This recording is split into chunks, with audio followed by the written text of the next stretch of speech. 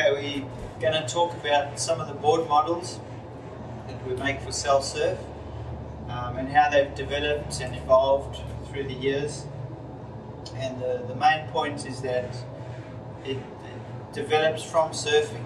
So it's not something we just come in here and we like the look of curves or rockers. It's all evolved from actually surfing and feeling the boards ourselves. Nowadays we've got guys like Clinton, who you'll hear from later, that are actively in the sport competing, and so now I'm relying more on their feedback because they are in a competitive environment. So I wanted to talk about this model, which is the Wave Hog, which has probably been the most successful model. And this came at a time when surfboards had gone from, I used to ride 6-foot boards, now I ride 5'7". So it came at a timing about 5 years ago when board sizes dropped, and that was what happened here. We just dropped the board size by 4 inches, widened the tail, widened the nose, and wider in the middle. And it just so happened that this board just worked so well.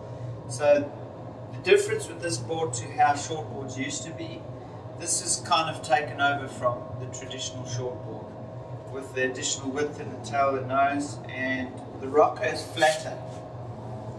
If you look at the top rocker, it looks flat. When you look at the bottom rocker, it's actually got a lot more curve. So it's very deceptive. It looks flat, but it's actually very curvy.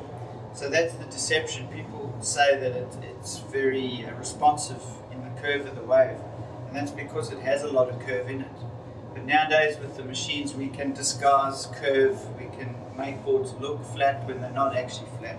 So in the bottom there's a lot of concave, goes from single all the way from the nose into double, and it's got a very deep double concave here. So that's the theory behind this board. It works good as a swallowtail or a squash tail. We've also used it as a rounded pintail with 2 wings in it. But the most popular request has been squash tail and swallowtail.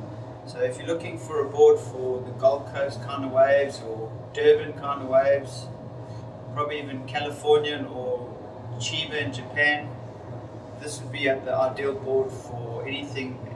In fact, people have said they've used it in 6-foot waves, but I would say anything from 2 to 5 foot, this Wave Hog board would be perfect.